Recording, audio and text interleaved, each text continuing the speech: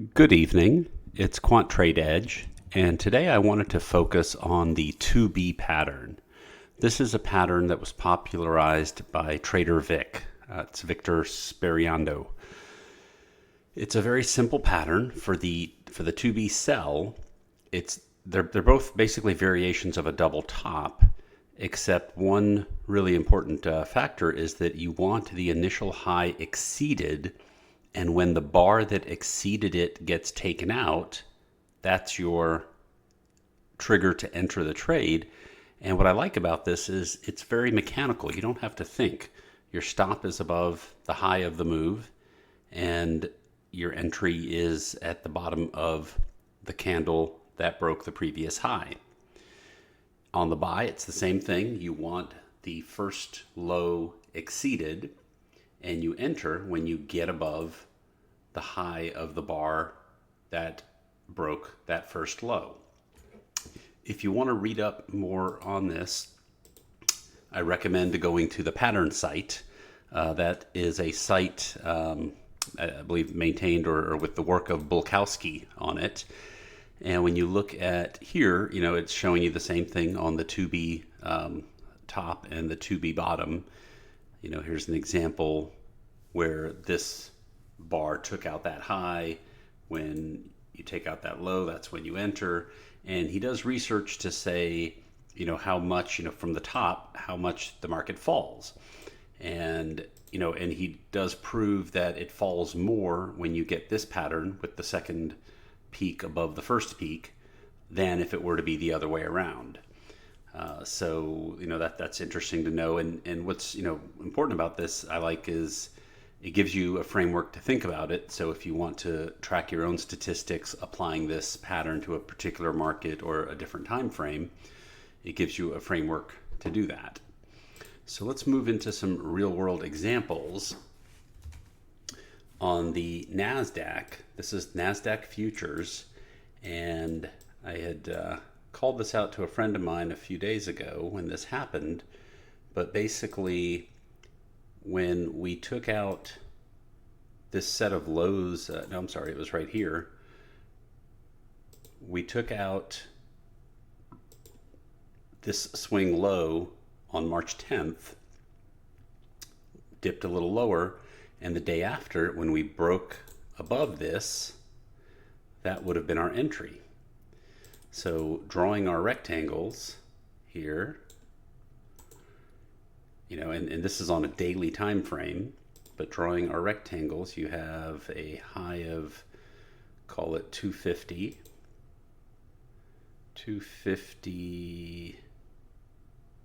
12,250 to 11,800. So it's about 450 points.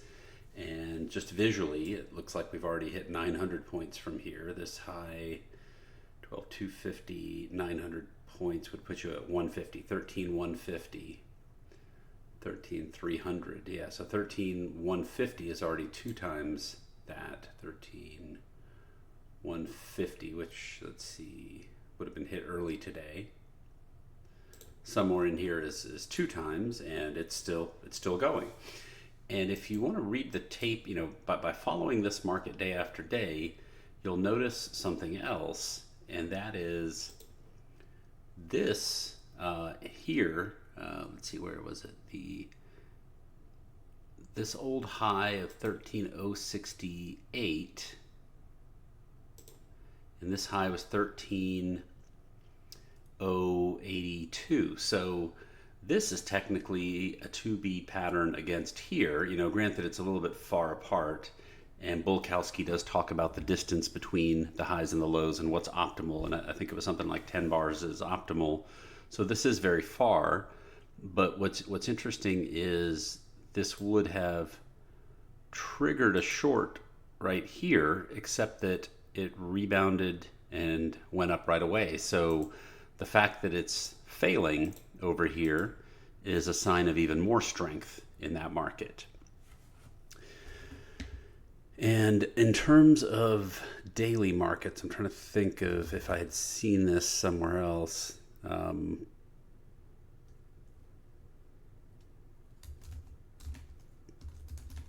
think it was in gold. Is that right? No, here's a bottom where we had a higher low. Okay, so on the gold market, this previous high, when we were doing our Forex trades on this triangle consolidation that's building, one of the things that would have been our, a sign that we were wrong would have been if this low got taken out.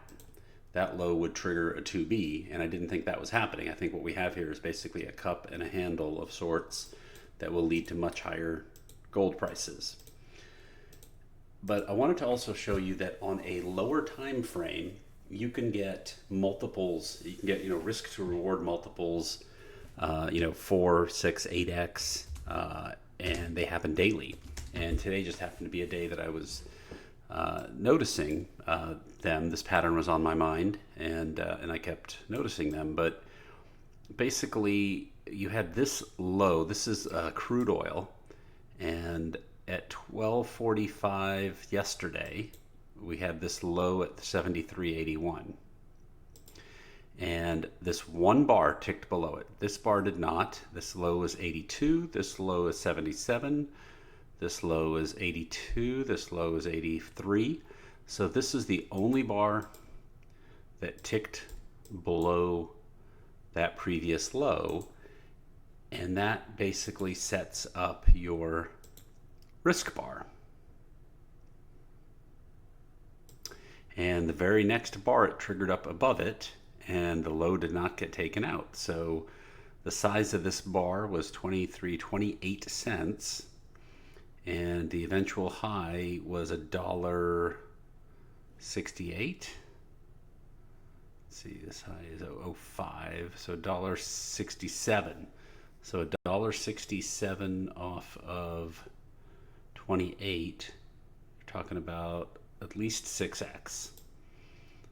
At least 6x up to here, right? This is your risk. This is your reward. And that was a crude oil 15-minute chart. Natural gas 15-minute chart also had a pattern where, this is kind of your overnight low.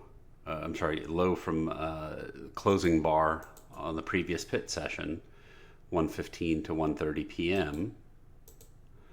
Let me get this here. So this low was 208, and this bar at 7 a.m. broke below that low. And let me get this going here. The next bar was inside, so this was just kind of an inside pattern. And as soon as you took out the high of this bar at 2099, and your stop is 2074, so about a 2.5 cent stop on this. And let's do what we always do, draw a triangle.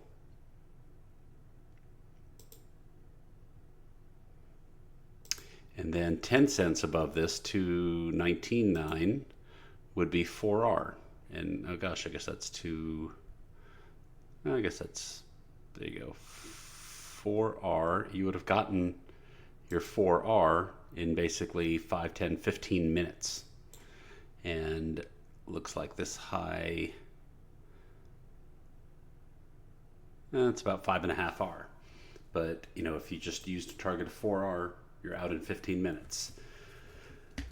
Silver was another one. Wasn't quite as good, but the same sort of pattern here. You had this 1:40 p.m. dip yesterday, and the bar that made the low was this bar right here that broke below that low.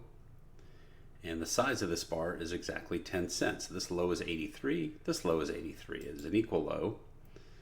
So if this was your risk bar, you could imagine it was down here. It went and hit this low first. So your stop would have been a tick below that. Didn't get triggered. Then it reversed and got you in. And then you had a hoagie form. These 1, 2, 3 bars sat inside of this bar. And so basically a dime wide topping at 93. So 03, 13, 23, 33. if we got to, we didn't get to 33. 33 would have been 4R. So we got just shy of 4R. So, it closed the day pretty close to the highs. So you would be at 3R on the close. There was also the same pattern in the S&P today.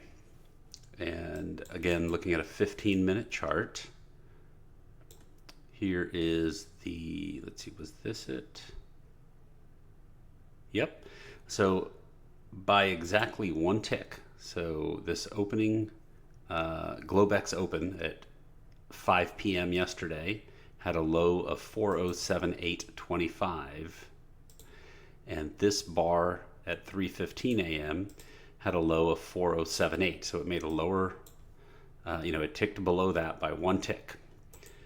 And this would have been an amazing entry bar, because this entry bar was 4 points in size. Granted, you have to be up at 3:15 in the morning watching that. So, 4 points, 408.2 all the way to 42.50. That's 60 points. 60 points on a 4-point risk is 15R. So a 4-point stop is basically $200 per E-mini. And if you risked $1,000, 5 contracts, you would have turned that into 15,000 over the course of the day. So, that is the power of the 2B pattern. It fits in our toolbox of tools that we like to look at that set us up with asymmetry. That means we have a low risk and a high return potential. And the 2B is just another one of the many tools we have to achieve that. And as you saw just today alone, you could get multiples on a trade in the S&P, crude oil, natural gas, silver, whatever it is you're watching. And these were all a 15-minute time frame. If we were to drop to other time frames, 5-minute, 30-minute, you'd probably find similar setups.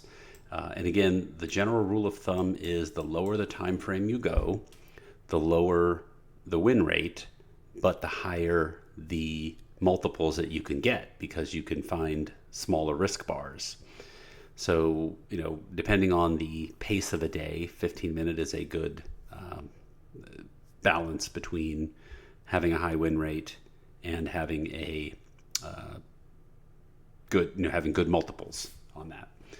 So anyway, I hope you enjoyed that.